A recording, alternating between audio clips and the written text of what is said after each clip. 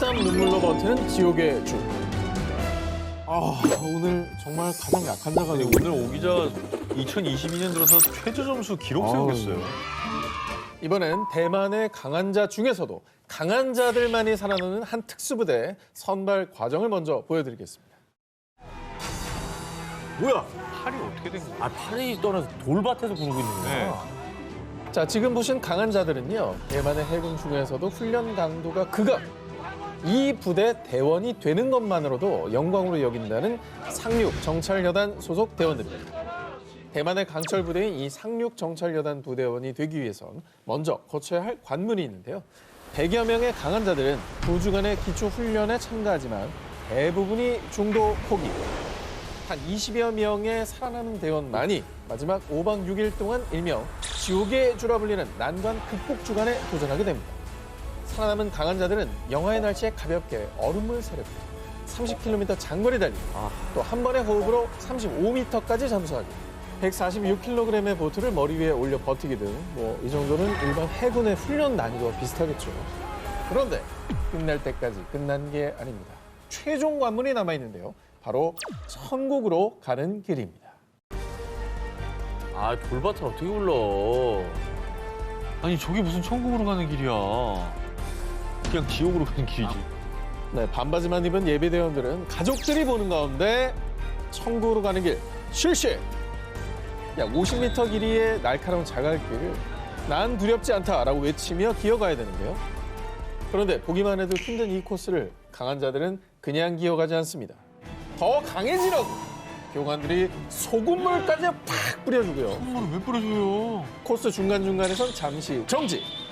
구르기, 앞으로 기어가기, 개구리처럼 뛰기, 돌기 등 다양한 동작을 수행하게 하는데요. 근데 만약 여기서 머뭇거린다, 또 동작이 부정확하다, 그러면 제자리로 돌아가 다시 출발을 해야 합니다. 와 저게 정말 훈련 어마어마하네요. 극악무도한 천국으로 가는 길을 완주한 강한 자들에게만 주어지는 상륙 정찰여단 완장. 이 완장을 받은 대원들은요. 지금 제가 흘리는 눈물은 기쁨의 눈물이고 제 몸에 있는 흉터는 명예의 흉터이자 자부심입니다. 고통을 이겨냈다는 기쁨과 자부심을 가지고 상륙 정찰여단으로서 임무를 수행한다고 합니다. 그런 정신 없으면 못하죠, 사실. 와 진짜 무시무시하다 저거는. 비록 가는 길은 지옥이지만 강한 성취감과 자부심이라는 천국이 기다리고 있기에 이들은 천국으로 향하고 있습니다. 그렇지! 정말 오늘 국민약골 오상진 안녕. 퇴근이에요? 야 퇴근. 와, 역대 최저 점수 아니야? 진짜 약체다. 자, 이번 강한 자들은 영상으로 먼저 만나보시죠. 어휴, 돌이죠, 저거. 머리를 깬 거야? 아우! 오우 뭐야? 돌에다 불을 붙이고 있어요. 각종 무기 섭렵은 기본, 손에 잡히는 모든 것이 무기가 되는 이들의 정체. 일명 미친 개들로 악명 높은 세상에서 가장 거친 특수부대, 러시아의 스페츠나츠입니다. 스페츠나츠는 냉전 시대인 1950년 소련 군사정보국 산하부대로 창설됐고요. 현재는 연방보안국, 연방군 등 각 부대의 편입, 암살 및 대테러 임무에도 투입되는 최정예 부대입니다. 그리고 2016년엔 극단주의 테러 단체 IS로부터 시리아의 고대 유적지인 팔미라를 탈환하는 데 기여하게 됐는데요. 자, 그렇다면 러시아의 강한 자들인 스페츠나츠들은 어떻게 탄생이 되느냐? 한겨울에 40kg의 군장을 메고 약 70km를 행군하는 건 기본. 그리고 여러분 생각해 보십시오. 한겨울 영하의 날씨 얼마나 춥습니까? 근데 여기는 러시아잖아. 저 날씨. 그리고 알려진 바에 따르면 매 훈련이 실전, 건물, 버스, 항공기 등 장소를 가리지 않고 훈련하고요. 심지어 이분들은 폭풍을 가상으로 구현하는 게 아니라 진짜 폭풍에 배를 띄우고 훈련을 합니다. 원래 폭풍 오면은 오늘 훈련 없다. 보통은 그렇죠. 내무반에서 보통. 대기하도록 이러잖아요. 자, 뿐만 아니라 스페츠나츠가 되기 위해선 강철 체력, 또 강인한 정신뿐 아니라 개개인이 인간 병기 수준으로 격투수를 연마, 무자비한 혈투가 벌어지는 스파링 훈련은 물론이고요. 하루 최소 2시간 동안은 러시아의 특공 무술인 시스테마와 삼보로 격투수를 연마하는데요. 그래서 스페츠나츠는 백병전에 특히 강점을 보이는 격투술의 달인들로 유명합니다.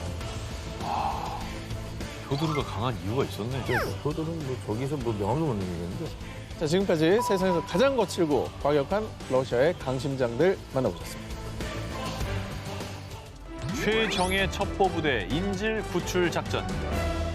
이번에 소개할 강한 자들은요. 특수정찰, 대테러 진압, 인질 구출까지 특수 임무 수행과 첩보에도 능한 이스라엘 육군의 최정예 특수부대 사이렛 메트칼입니다. 1957년에 창설된 사이렛 메트칼은 초창기만 해도 존재 자체가 극비. 1980년대부터 공개적으로 지원자를 받기 시작했는데요. 그렇다고 아무나 사이렌 메트칼이 될 수 있느냐? 물론 아닙니다. 먼저 6일간의 가벼운 테스트를 거쳐 낙하산 훈련만 4개월, 보병 훈련 2개월, 대테러 훈련 5주를 포함해 무려 20개월 동안 죽어라 훈련 받고요. 이 과정에서 사격, 무기 다루기, 장거리 항해술, 특공무술, 전술훈련까지 섭렵. 그리고 마지막 나흘 동안 120km의 험한 산길을 오르는 일명 베레 행진이 기다리고 있는데요. 이 모든 훈련 과정 내내 의사와 심리학자들의 모니터링까지 모든 과정에서 살아남은 강한 자만이 최정예 부대 사이렌 메트칼의 대원이 될 수 있습니다. 아니 훈련 과정이 20개월인 거는 거의 2년 동안 2년 가까이 훈련만 받는. 훈련을 받아야 시작이잖아요, 저 사람들. 이게 이제 시작이죠. 훈련만 20개월이니까요. 야, 정말 안 하는 훈련이 없네. 그것도 굉장히 장기간에 걸쳐서. 뿐만 아니라 이 최정예 특수부대 사이렌 메트칼이 전 세계의 명성을 떨치게 된 사건이 있었는데요. 1976년 6월 이스라엘 공항을 출발해 프랑스 파리로 향하던 여객기가 팔레스타인과 독일의 테러범들에게 납치. 우간다의 엔테베 공항으로 이동한 테러범들은 이스라엘 등 5개 나라에서 테러범으로 투옥된 동료들의 석방을 요구하며 약 250명의 인질을 살해하겠다고 협박했는데요. 이에 사이렌 메트칼이 비밀리에 투입됐습니다. 그런데 이스라엘에서 우간다까지 거리만 약 4,000km인데다 우간다는 당시에 이스라엘과 단교 국가였기 때문에 당시 작전은 사실상 불가능에 가까웠는데요. 하지만 사이렌 메트칼은 일명 엔테베 작전에 돌입, 레이더망에 포착되지 않도록 20m로 저공 비행하며 은밀히 착륙해서요. 이후 우간다군으로 위장해 공항에 진입했는데요. 신속한 행동력과 결단으로 전광석화처럼 테러범들을 제압, 대부분의 인질을 구하면서 비행기 착륙부터 테러범 소탕까지 단 90분 만에 임무 완수. 20세기 최다 인질 구출 작전을 성공으로 이끌었습니다. 정확히 스마트하네. 고대 훈련을 받았기 때문에 당황하지 않고 기술을 발휘해서 성공적으로 이제 인질들을 구출한 거네요.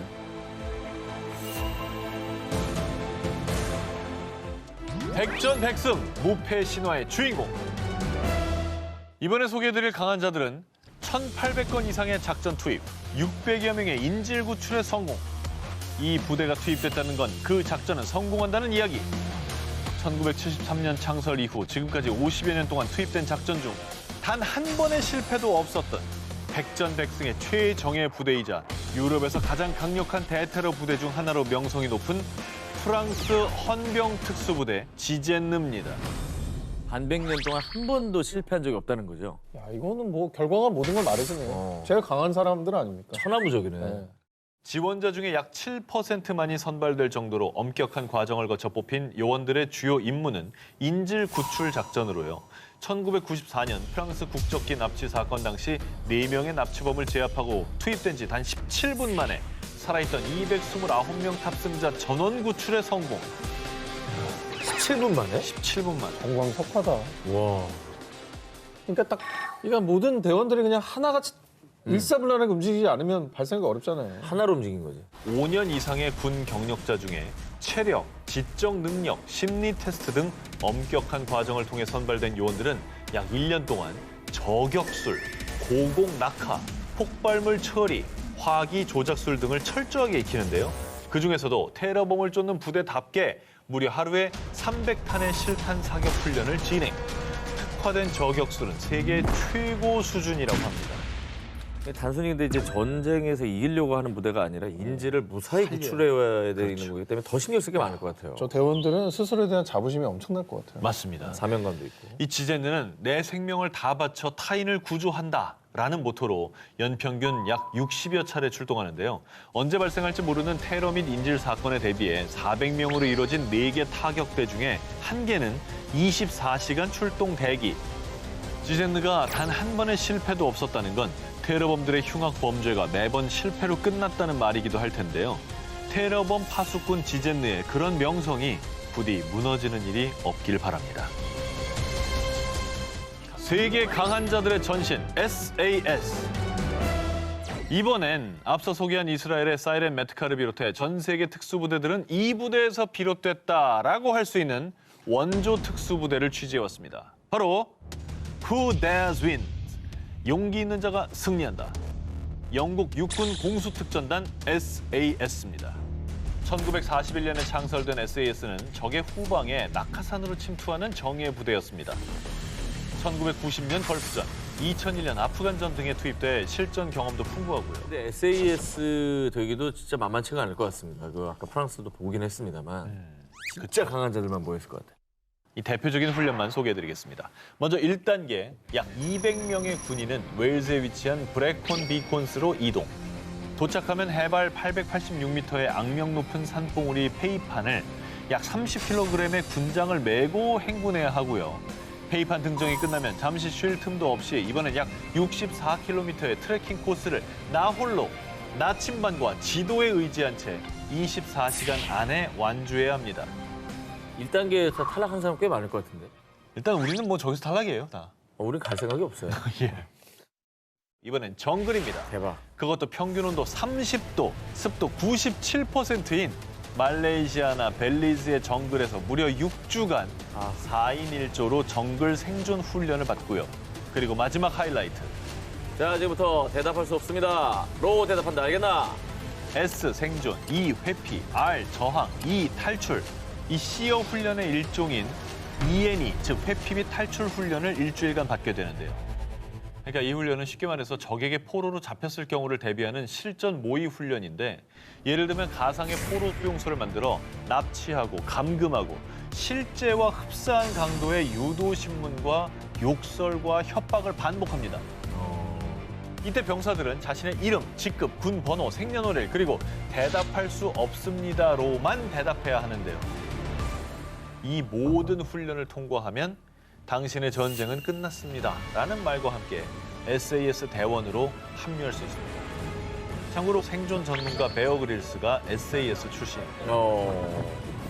그래서 생존 왕이 되셨나 봐요. 그러네. 그러니까 막 먹을 거 없을 때 알아서 찾아 먹고 막 이런 것들이 어떻게 보면 저런 실전 훈련을 통해 길러진 게 아닌가 싶어요. 험난하고 거칠고 위험한 SAS 훈련을 보고 걱정하는 두 기자님 같은 분들에게 전직 SAS 교관은 이런 조언을 남겼습니다. 이 모든 과정이 두려우십니까? 그럼 SAS에 지원하지 않으면 됩니다. 대답할 수 없습니다. 전 안 갈게요.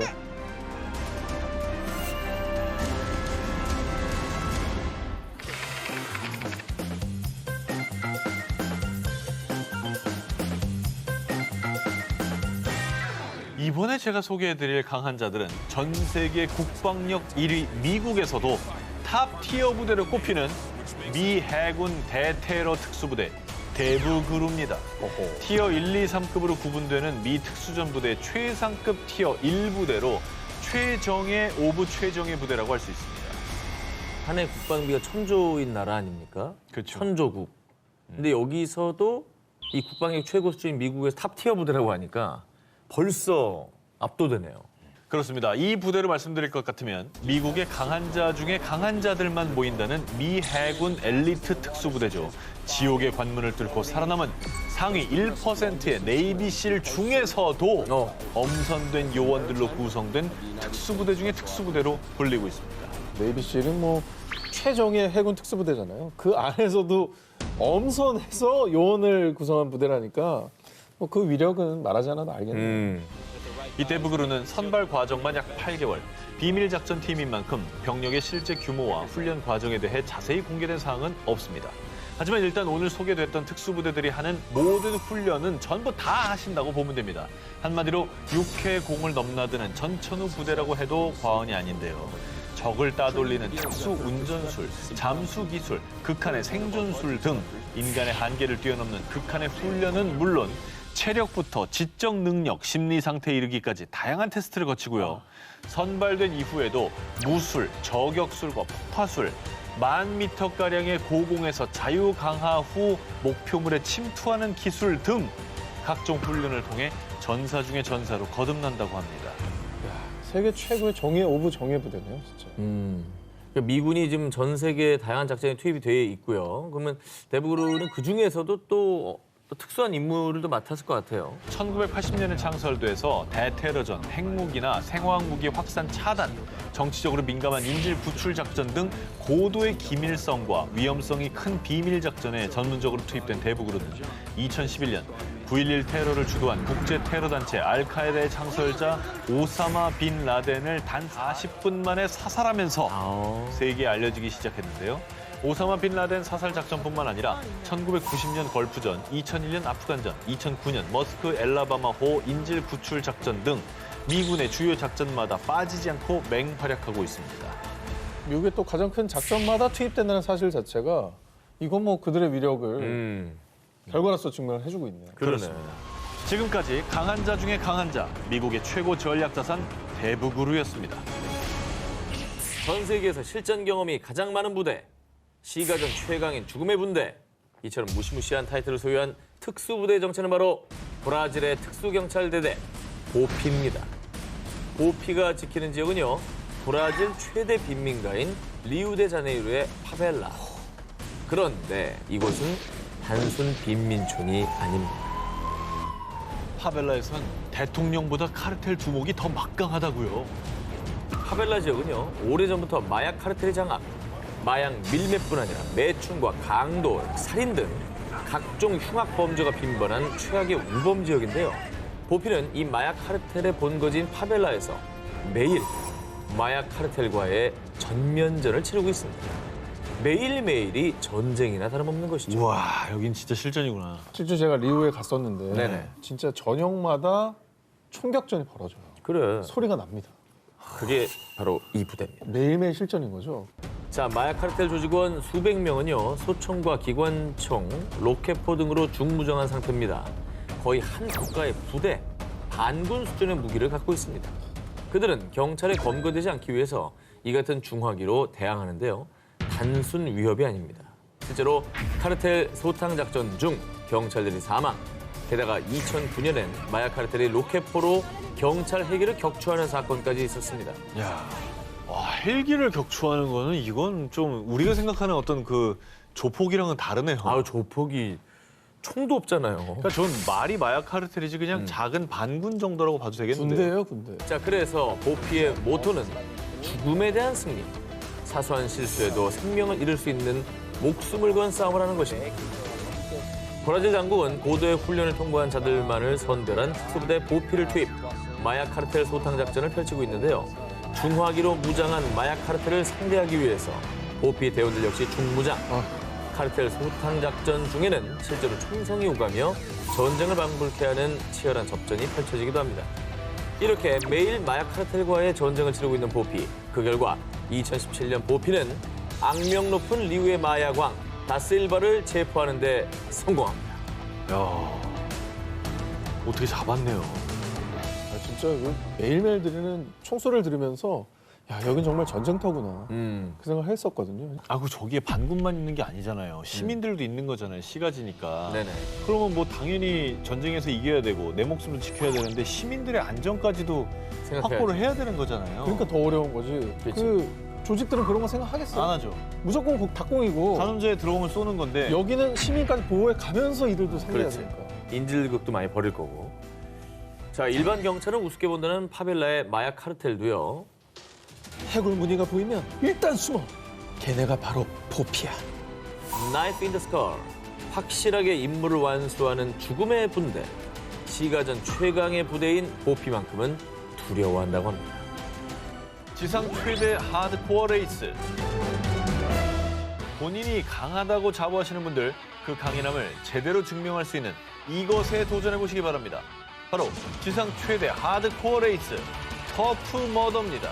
아, 이게 제가 참가했던 대회입니다. 미국에서. 아, 그래요? 예.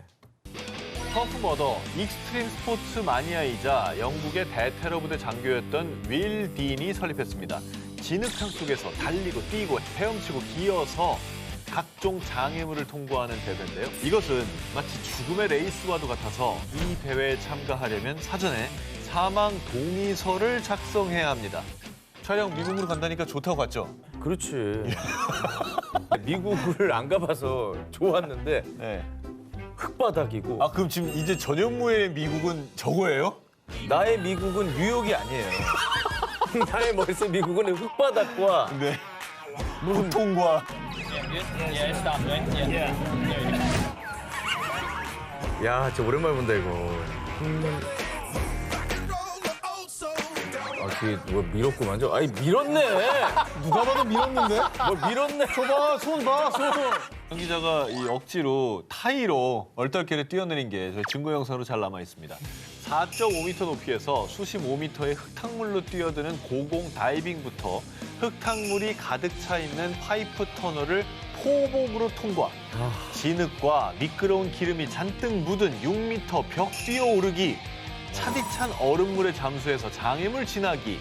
무려 1000볼트의 전류가 흐르는 전기선을 피해 낮게 포복하기 등 가장 고난도 코스의 경우는 무려 30개의 장애물을 통과해 약 15km를 완주해야 하는 코스로 완주하는데 4시간이 걸린다고 합니다.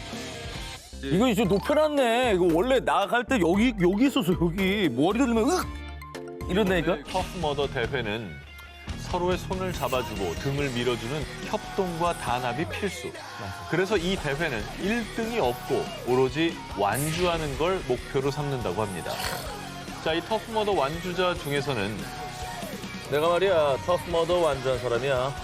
터프머더를 완주한 횟수에 따라 다양한 색상의 헤드밴드를 받게 되는데 높은 레벨의 헤드밴드를 받기 위해 도전에 또 도전, 전 세계 강한 자들의 도전 의식을 자극하며 매년 참가 티켓이 매진될 정도로 호응을 얻고 있다고 합니다.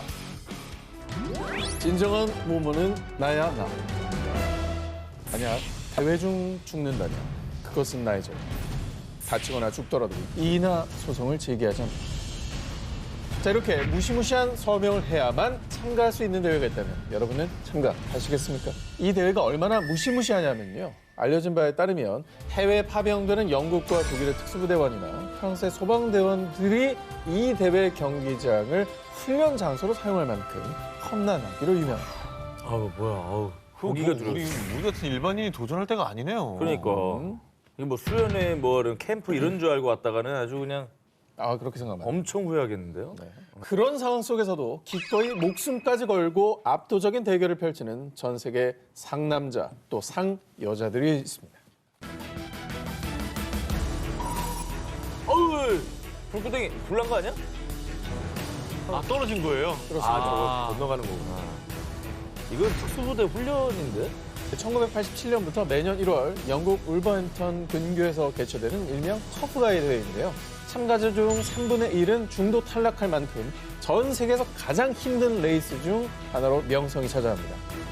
자, 그러면 지금부터 여러분을 터프가이로 만들어드리겠습니다. 우선 가볍게 영하의 날씨 속에서 9km의 크로스컨트리 구간을 뛰십시오. 자, 그러고 나면 약 20개의 죽음의 관문, 킬링필드 장애물 구간이 기다리고 있는데요. 저희는 살짝 맛만 보여드리겠습니다. 목까지 차오르는 진흙탕 사이에 있는 불타는 건초 더미를 헤쳐나오면요. 킬링필드 중에서도 악명 높은 18m짜리 터널 구간이 기다리고 있습니다. 자, 그리고 다음 미션. 참가자들이 가장 두려워하는 구간 중 하나인 수중 터널입니다. 근데 말이 수중 터널이지 가슴까지 차오른 차가운 얼음물에 다 젖어 덜덜덜 떨면서 한 치 앞도 보이지 않는 흙탕물 속 터널을 통과하면 되는데요. 이렇게 특수부대 훈련장을 방불케 하는 경기장 안에는요. 불구덩이, 얼음물, 또 진흙탕까지. 강한 자들은 그야말로 물불 가리지 않는 13km의 험난한 코스들을 넘어야만이 터프가이의 명예를 얻을 수 있습니다. 구간마다 저체온증, 화상, 익사, 해소공포증의 위험이 도사리고 있지만 이들이 도전을 하는 이유. 그냥 달리기만 하면 재미없잖아요. 우리는 극한의 체력과 정신력을 테스트하게 될 겁니다. 자, 실제로 부상자가 속출하며 중도 탈락하는 도전자들도 많지만 죽어도 좋다. 극한의 고통을 즐기려는 참가자들의 도전이 이어지고 있는데요.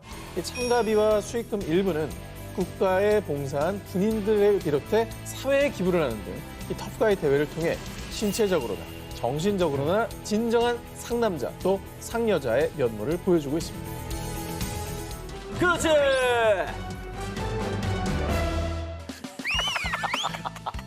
몇 개를 했는데 이제 8점이야. 초반에 너무 달리네.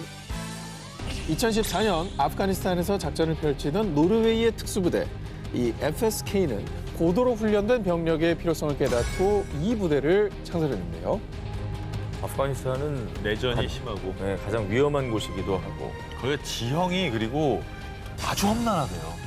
그래서 누가 어디 숨어 있는지도 모르고 굉장히 힘들다고 하더라고요. 아니 근데 특수부대원 중에서 이제 월등한 대원을 뽑아서 소수 정예 부대를 만드는 건가요?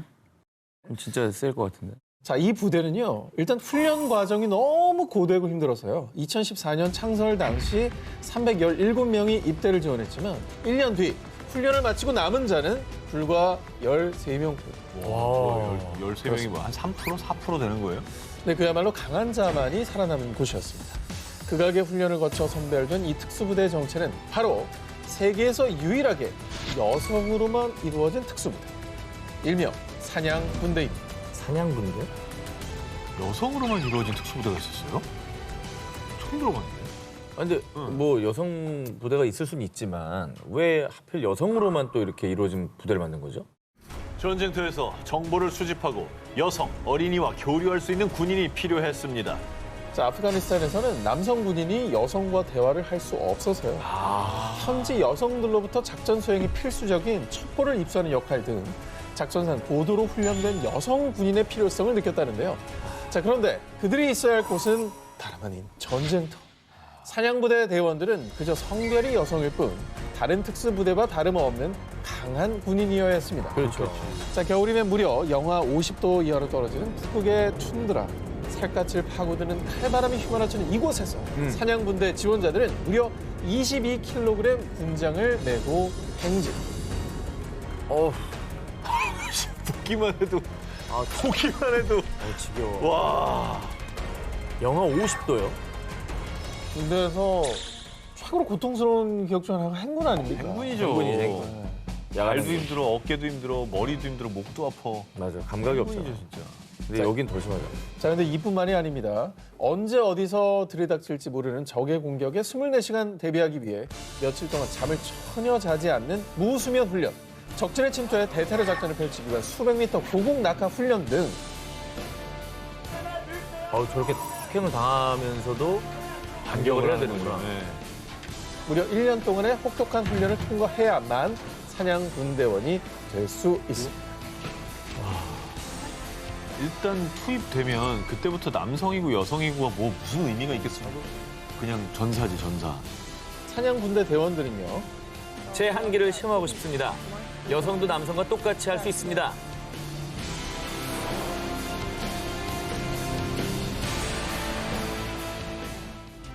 모모 최초 미 해군 해상 구조요.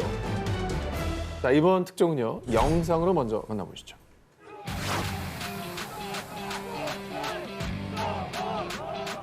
특전사인가? 그래 보이는데요? 군기가 아주 바짝 들어있죠? 뭔가 체력 훈련이 어마어마한데요. 해병대? 이건 구조인데?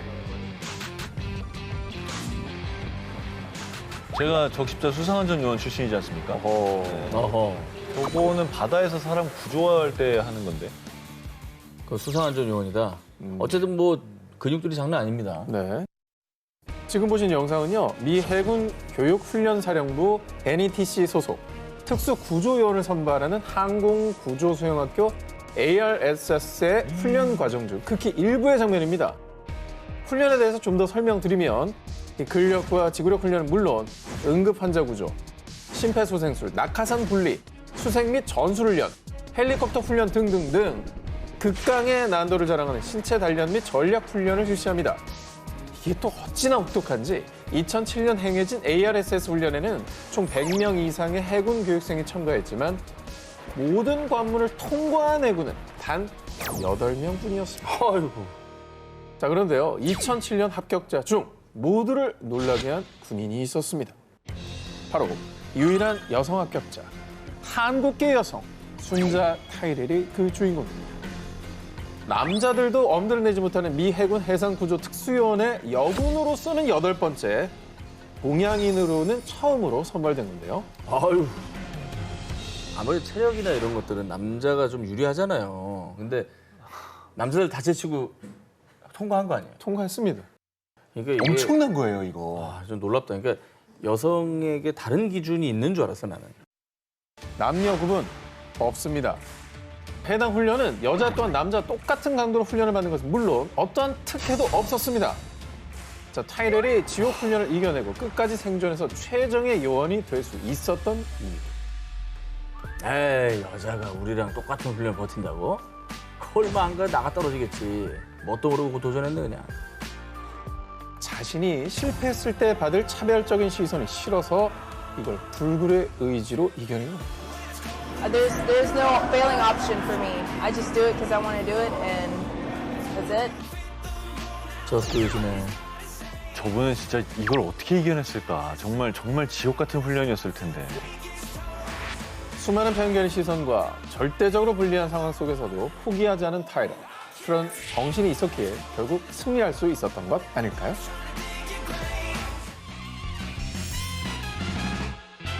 네네. 역시 오늘 바닥을 까네요.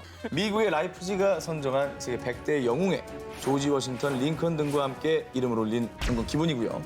6.25 전쟁에서 세운 공을 인정받아 군장만 7개입니다. 그 일대기가 책으로 출판돼 뉴욕타임즈가 선정한 베스트셀러가 되기도 했던 이 어마무시한 영웅의 정체는 사람이 아닌 말입니다. 어이? 따그닥 건너는 그 말 말합니다. 하는 애.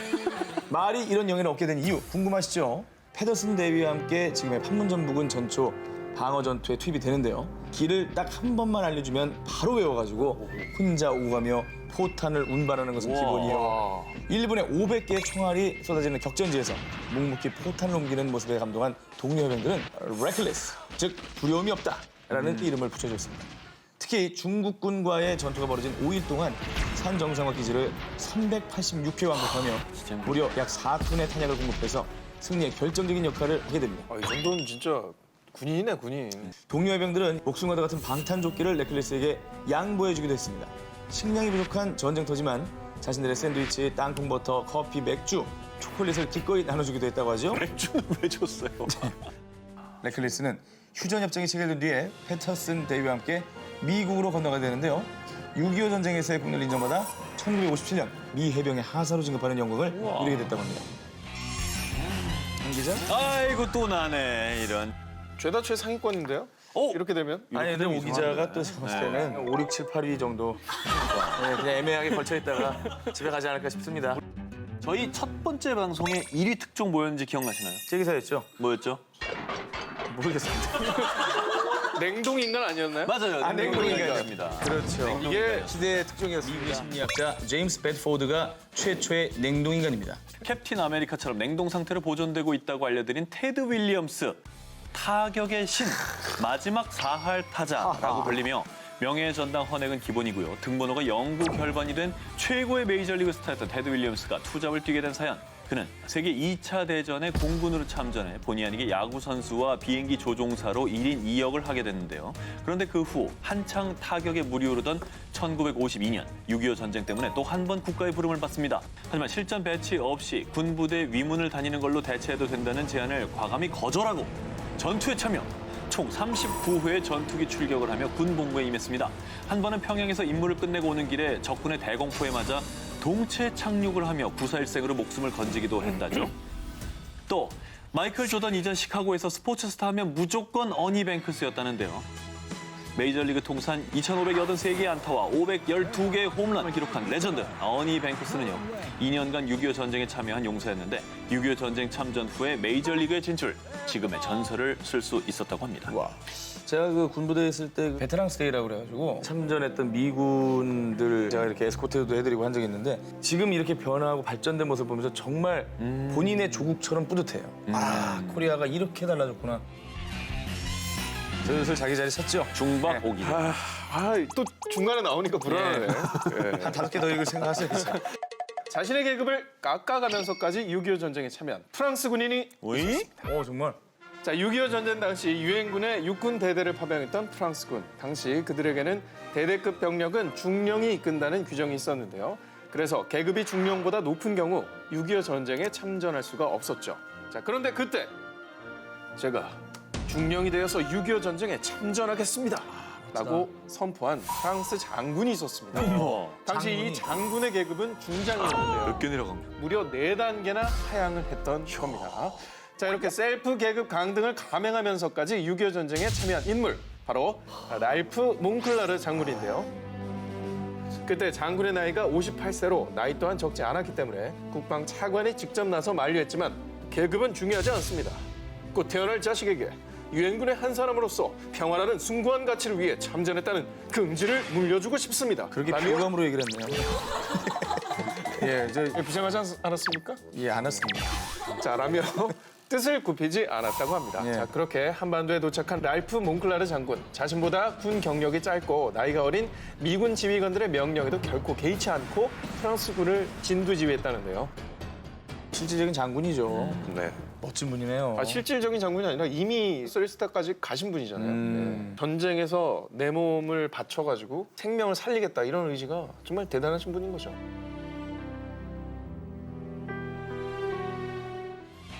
꼬마 자동차 작전입니다. 아, 이거 오상진 몇 번 다녀왔더니 벌써 10위권 안으로 들어왔네. 네. 1951년 1.4.5태 당시 중국군이 서울로 진격해오는 급박한 상황, 꼭 반드시 구조해야 할 인명이 있었습니다. 바로 1000여 명의 전쟁 고아들이죠. 그래. 구할 방도가 없어서 속수무책이었던 그때 기적처럼 김포상공에 C-54 수송기 15대가 나타나서 1000여 명이 넘는 고아들을 제주도로 무사히 피신시킬 수 있게 됩니다. 이 작전은 일명 꼬마 자동차로 불렸는데요. 자, 이런 큐티한 작전을 실시한 숨은 1등 공신들, 바로 미 공군 군목 러셀 블레이스델 중령과 디네스 대령인데요. 특히 디네스 대령은요, 제주도로 전쟁 고아들이 피신은 했지만 고아원에 수용된 인원에 비해 모든 것이 턱없이 부족하자 일본에서 600켤레의 신발을 구입해서 신기기도 했고요. 부대 내에 목로주점을 열어서 주당 수익금으로 500에서 1000달러씩을 고아원에 지원하기도 했다고 합니다. 이런 디네스 대령의 아낌없는 고아들에 대한 사랑, 여기에는 놀라운 사연이 숨겨져 있습니다. 디네스는 2차 세계대전 때 실수로 독일 교회 고아원을 폭격을 하고 맙니다. 그 이후에 수많은 아이들을 숨지게 해서 죄책감을 느끼던 중 한국의 고아들을 구출해서 자신의 죄를 다소 씻을 수 있었다고 회고했다고 합니다. 이후에 1956년 디네스는 자신의 전쟁 스토리를 쓴 책 전송가를 출간했는데요. 그 이듬해 할리우드에서는 영화로까지 제작되게 됩니다. 꼬마 자동차 작전 씬에서는요, 실제 이송된 고아였던 당사자들이 영화를 찍기 위해서 미국으로 건너가기까지 했다고 합니다. 영화에서는 전쟁 고아들이 무용을 하며 아리랑을 부르기도 하고요. 실제 전쟁 고아들 중에 30명가량이 출연한 거죠. 이 영화 거의 다큐멘터리인데요? 네. 야, 이 자료를 제가 구했습니다. 와, 이거 박수 한번 쳐요. 멋진 영화입니다. 예. 아니, 이런 게 왜 이렇게 좀 많이 안 알려졌는지 궁금하네요. 우리 방송을 통해서 좀 많이 알려줬으면 좋겠고, 미국으로 돌아가는 헤스가 이제 새 아들을 뒀는데 한국의 고아 소녀 한 명을 또 입양을 해가지고요. 추가로 조사해 보니까 뭐 전송과 출판과 영화 수익금 전액 있지 않습니까? 이거를 또 제주 고아원으로 보냈다고 합니다. 예.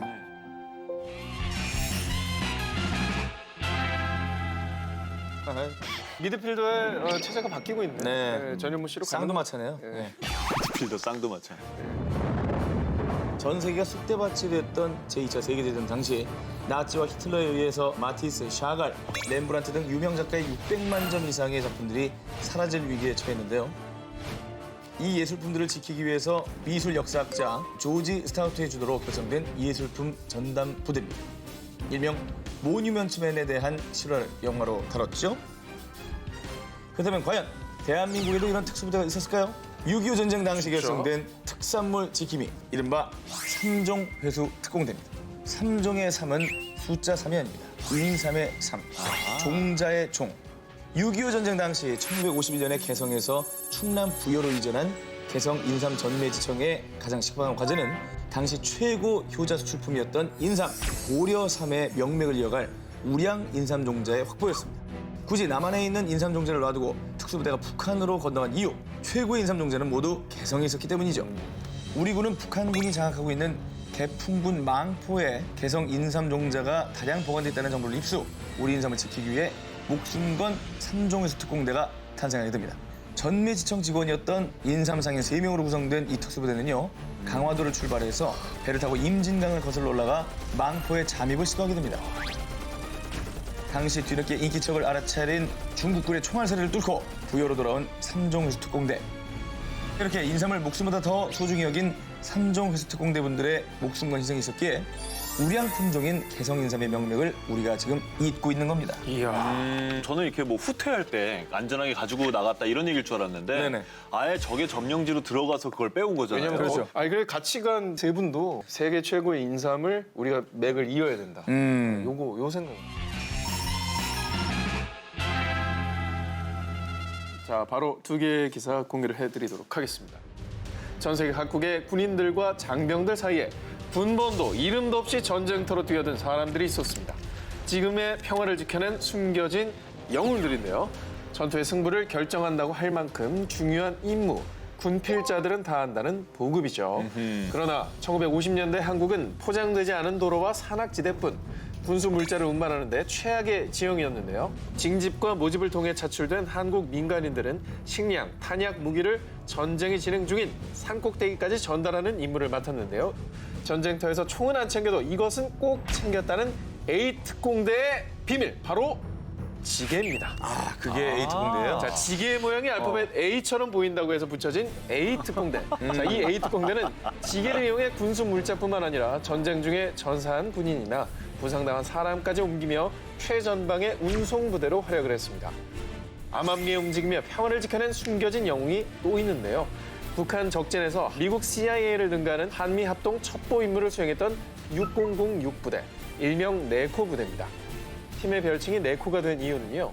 팀의 부대장인 도널스 니콜스의 약칭 닉을 네코로 잘못 이해해서라죠. 자, 이들은 미국 국동공군 소속으로 북한의 기밀 정보를 빼오는 역할을 맡았는데요. 북한 전력의 핵심이었던 T-34 탱크와 미그-15 전투기로 인해 우리 군이 고전을 면치 못할 당시 탱크 장갑판의 해체와 기밀 문서는 물론이고 미그-15기 엔진과 통신 관련 핵심 부품을 빼내는 성과를 올리면서 우와. 전쟁을 유리하게 이끄는 중요한 역할을 수행했다고 합니다. 짠하네. 아, 이런 특수부대 소식 굉장히 새롭고 그리고 A특공대 진짜 좀 훌륭하지 않습니까? 이 지게라는 게 한국 특유의 운송 수단이잖아요. 그렇죠. 산 위로 포탄, 총알 뭐 날라야 될 거 아니야? 밥도 날라야 되고. 그래서 마음 아픈 게 이렇게 전사자, 부상자 이런 분들도 이분이 직접 날랐다고 하니까.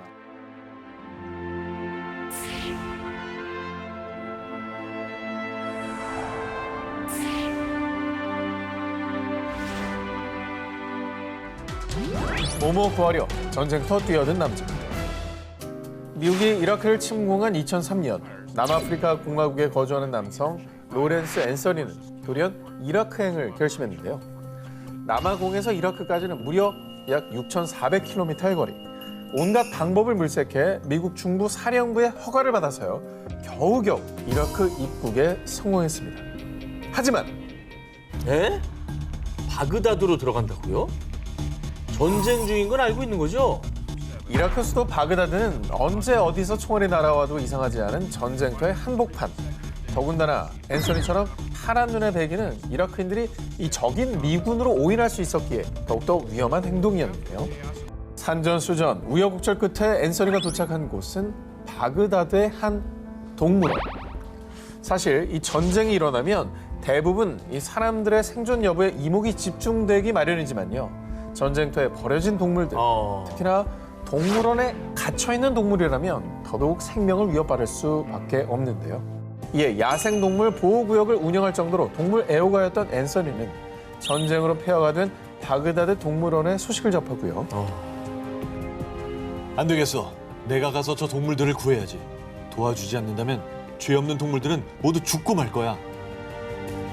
오직 동물들을 살리겠다는 일념 하나로 전쟁터 한복판, 동물원으로 기꺼이 목숨을 건 여정을 떠났던 겁니다.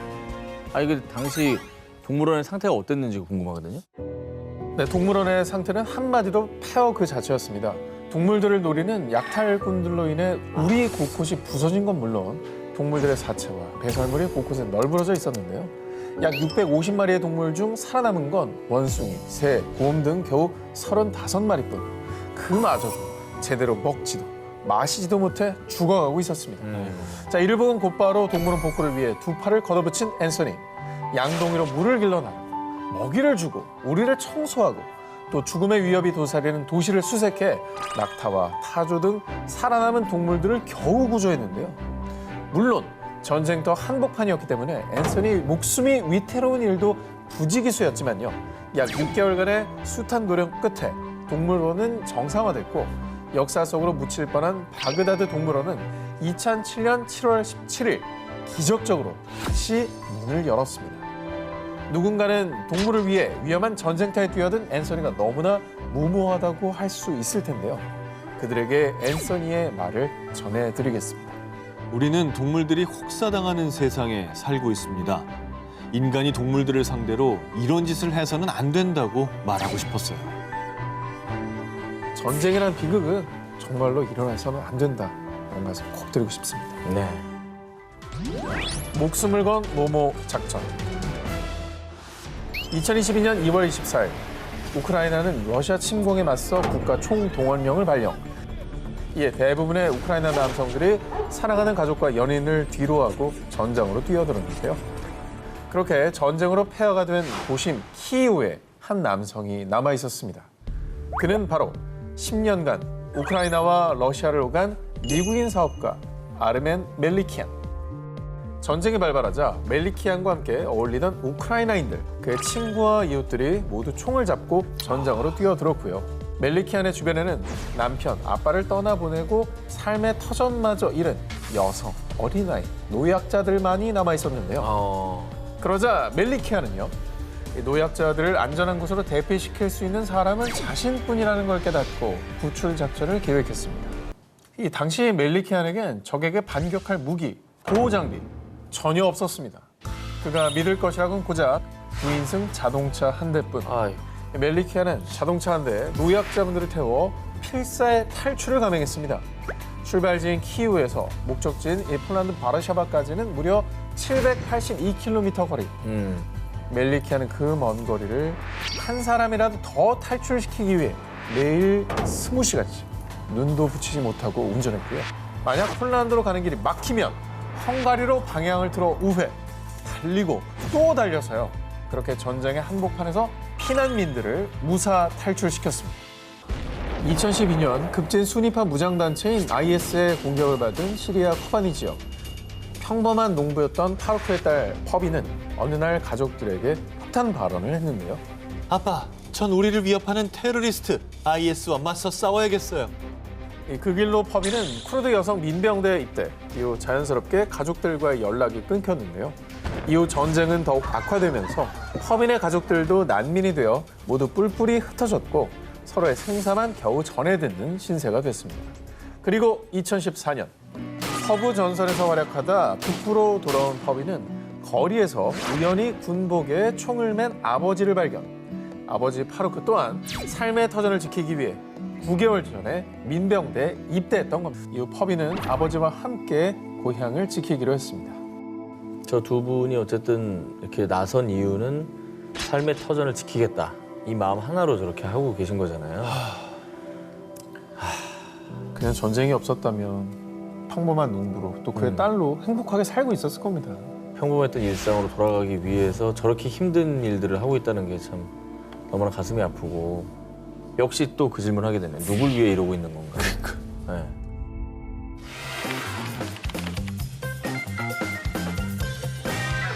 자, 이번 특종은 영상을 먼저 보여드립니다. 아, 저 이거 봤어요.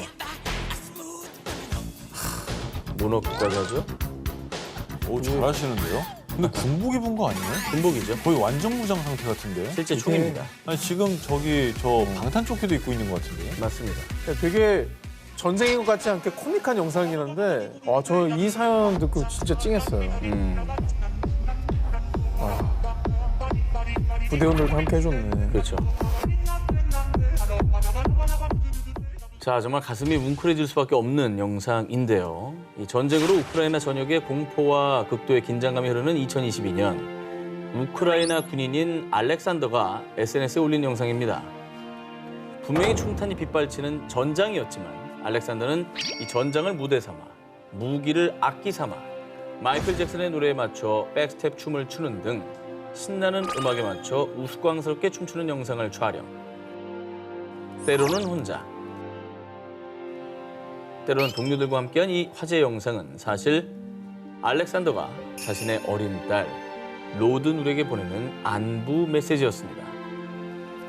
어린 딸을 두고 목숨이 오가는 전장을 향해 집을 나서야 했던 아빠 알렉산더.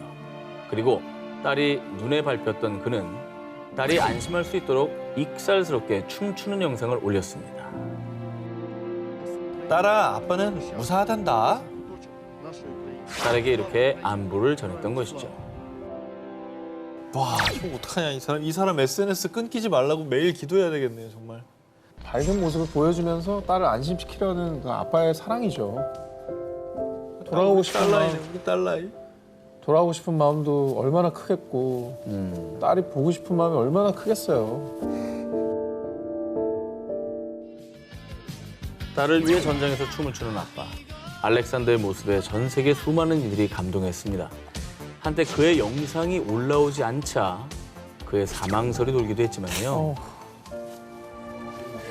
저는 아직 살아있습니다. 우크라이나를 위해 계속 싸우겠습니다.